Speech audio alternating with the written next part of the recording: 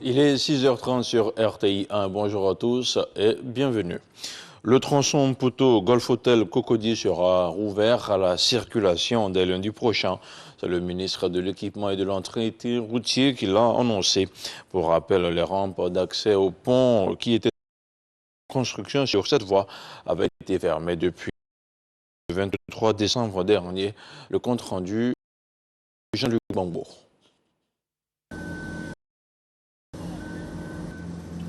Dernière couche de bitume, dernière inspection et dernière consigne, en présence du ministre de l'Équipement et de l'Entretien routier, Amédée Kofi Kouakou. Nous sommes à la Riviera Golf, sur le chantier de l'élargissement de la voie, allant du carrefour Sol Béni à l'ambassade des États-Unis. Les travaux sont dans leur ultime phase. Les travaux sont finis à 95%. Vous voyez, on est en train de mettre exactement la dernière couche. Et puis après, mettre les bandes blanches, c'est-à-dire pour la sécurisation des usagers.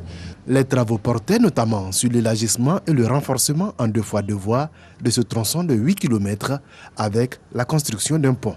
Les rampes d'accès à ce pont avaient été fermées depuis le 22 décembre dernier. Avec ces travaux, nous étions obligés de fermer pendant près d'une dizaine de jours cette voie. Ça a causé beaucoup de désagréments. Mais à partir de lundi, ceux qui empruntent cette voie verront leurs conditions de circulation très aisées. Ils pourront emprunter cette voie tranquillement. Le temps de nous laisser demain et dimanche pour mettre toutes les bandes blanches, pour faire tout ce qui est sécurité routière. Un désengorgement donc pour ce tronçon à partir de lundi prochain. Le ministre a profité de cette occasion pour demander la clémence des usagers face aux nombreux désagréments que leur causent les travaux et a promis la mise en place de plans de circulation qui devront minimiser ces problèmes. Et cette visite inopinée dans les locaux du lycée d'excellence Alassane Ouattara de Grand Bassam. Hier vendredi, la ministre de l'Éducation nationale et de l'alphabétisation est allée constater de près les réalités de l'établissement. Rappelons que ce lycée d'excellence fait depuis quelques jours la une des réseaux sociaux qui présente un établissement au sanitaire très dégradé. Le compte rendu de Jean-Marc Radjaji. C'est à 12h15 exactement que la ministre Mariatou Koné arrive sans prévenir au lycée d'excellence Alassane Ouattara.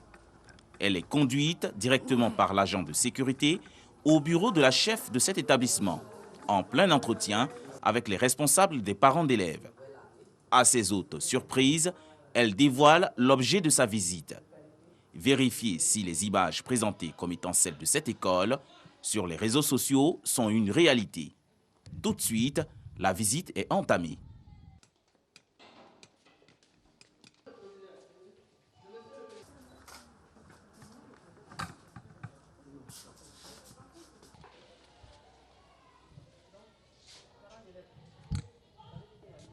Après plus de 30 minutes, elle se fait une idée nette de la réalité. À partir d'informations que nous avons reçues, nous sommes venus voir l'état des salles d'eau, des toilettes, des chambres à coucher, des dortoirs, des élèves. Et nous avons pris bonne note de ces réalités qui impliquent les parents d'élèves, les élèves eux-mêmes, toute l'administration. Et très bientôt, au sortir d'ici, je vais convoquer une réunion où je vais recevoir tous les parents d'élèves du lycée d'excellence Alassane Ouattara. Il faut que chacun joue sa partition. Une réunion avec les parents d'élèves pour améliorer davantage les conditions de vie dans cet établissement cher au président de la République. Mais en attendant, Mariatou Koné a tenu à sensibiliser les élèves sur la nécessité de prendre soin de son cadre de vie. Madame, nous avons appris qu'être propre, c'est rester en bonne santé, que la propreté, ça paye, ça permet aux élèves, au personnel et à tout le monde de rester en bonne santé, de vivre dans un environnement propre pour mieux étudier et être toujours excellent. Mais pourquoi quand vous êtes dans vos dortoirs, vous ne tirez pas la chasse d'eau? Madame, il y a certains élèves qui n'ont pas encore compris cette histoire, mais nous essayons de toujours les sensibiliser en espérant qu'ils comprennent ça un jour. Outre la question de la salubrité, plusieurs autres questions, comme celle de l'insuffisance d'enseignants, ont été abordées. Sur cette dernière, la proviseure et le collectif des parents d'élèves ont rassuré la ministre. Aujourd'hui, le lycée d'excellence Alassane Ouattara ne manque pas d'enseignants. Éducation toujours, la fondatrice du lycée Sainte-Marie de Cocody a 1 an de plus. Odile de Vasselot a soufflé sa 100e bougie jeudi dernier. La pionnière de l'éducation dans notre pays a reçu un appel de la ministre Mariatou Touré. La patronne de l'éducation nationale lui a rendu un hommage mérité pour son apport inestimable à la formation en Côte d'Ivoire. Le directeur général des impôts était vendredi devant la presse locale et internationale. Ouattara Aboussié a présenté les grandes innovations de l'annexe fiscale 2022. Il a aussi passé en revue les mesures de soutien aux entreprises. C'est un reportage de Cheikh Koné.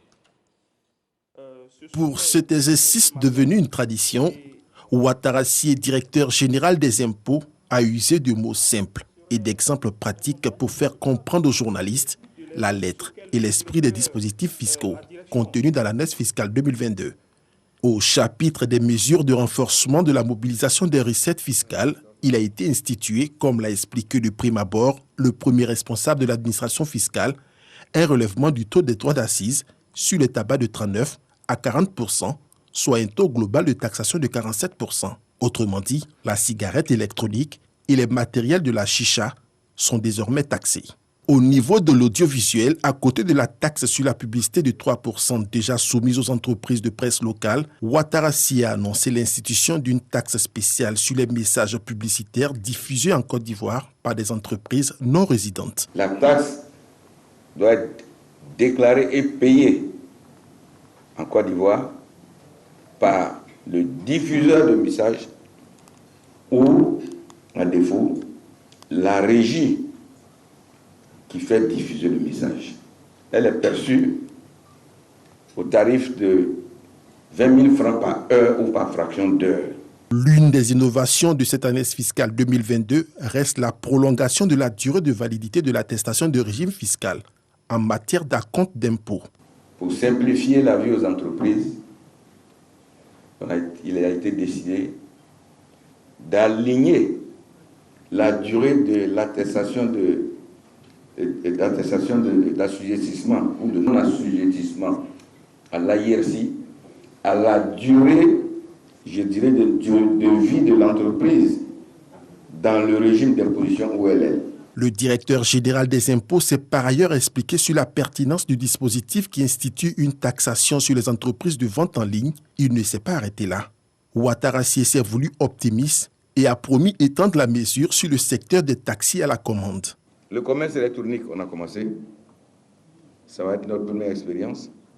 Je crois que nous sommes également les tout premiers dans la zone UEMOA à nous jeter à l'eau. C'est en acceptant de trébucher qu'on peut apprendre à marcher correctement. Les gens pensent qu'on dort. On ne dort pas. Voilà. Je n'ai pas dit de quelqu'un. Mais j'ai dit, il y a des transporteurs qui payent des impôts et il y a des transporteurs qui ne payent pas des impôts. Et qu'il y a un autre mode de fonctionnement que nous avons compris. Et on ne va même pas attendre 2023. L'annexe fiscale 2022 comporte 25 articles, mais pour des questions de temps et de commodité, le conférencier du jour s'est attardé sur 9 dispositions essentielles reparties sur 3 chapitres. Les mesures de renforcement de la mobilisation des recettes fiscales, les mesures de soutien aux entreprises et à l'emploi, et enfin, les mesures techniques et de rationalisation du dispositif. Les élus des zones côtières de Côte d'Ivoire se sont réunis récemment dans la ville de Grand Bassam. Durant 4 jours, ils ont planché sur les méthodes et moyens d'affiner la résilience.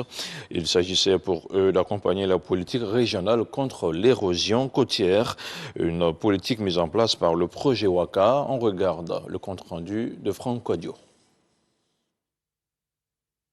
Le littoral ivoirien, 566 km d'étendue, à potentiel économique notable, mais un espace fortement menacé par l'érosion.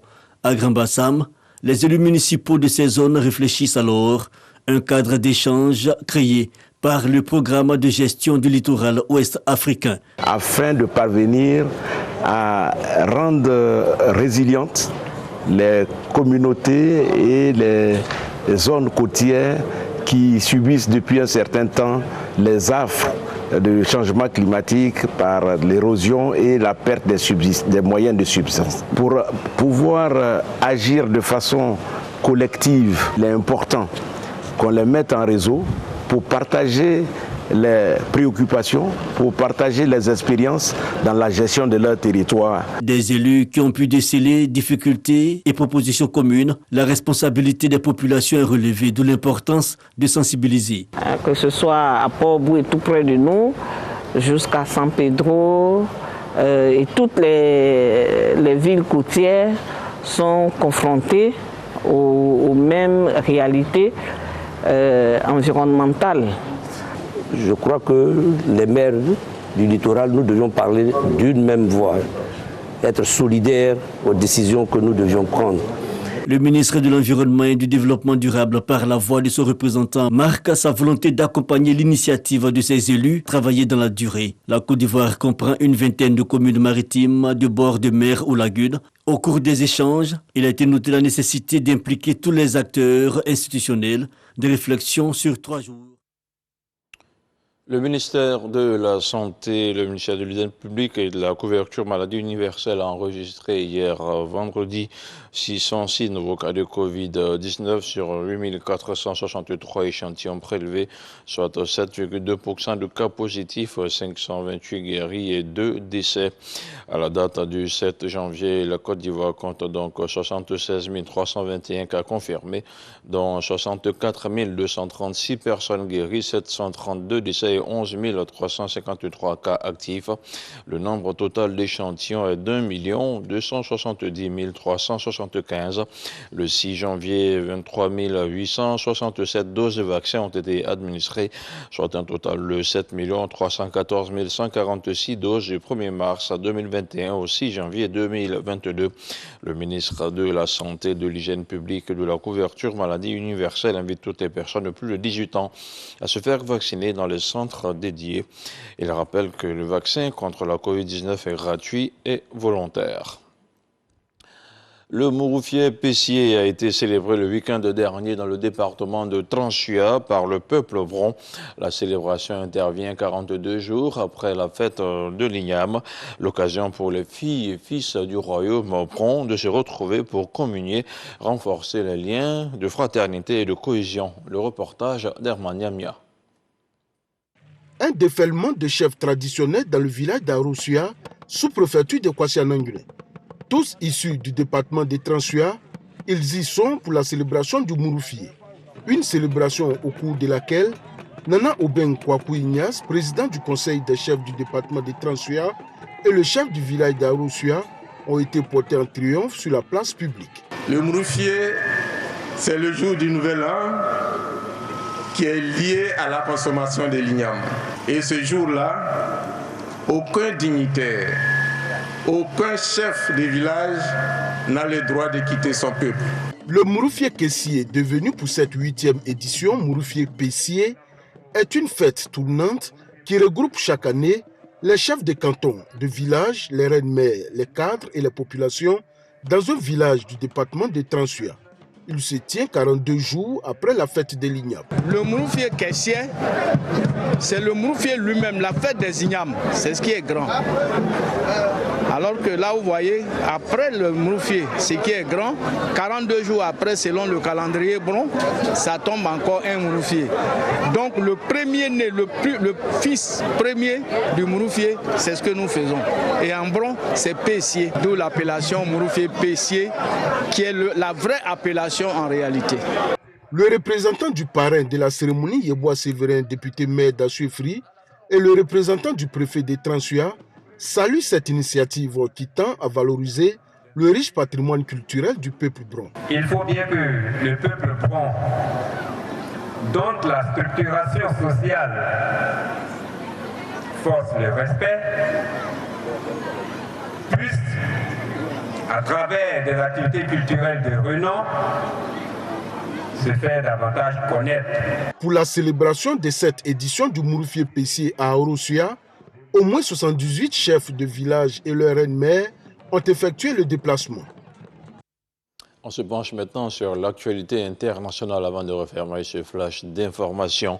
L'ancien président mauritanien Mohamed Ould Abdelaziz ne retournera pas à l'école militaire où il était détenu depuis plus de 6 mois. C'est l'annonce faite par le ministère de la Justice hier vendredi par communiqué. Le juge d'instruction a signé une ordonnance autorisant l'ancien président à rentrer à son domicile. Compte tenu de son état de santé, Mohamed Ould Abdelaziz est de nouveau en liberté provisoire, soumis à un contrôle judiciaire. Pour ses proches qui dénonçaient ces conditions de détention, c'est évidemment un grand soulagement.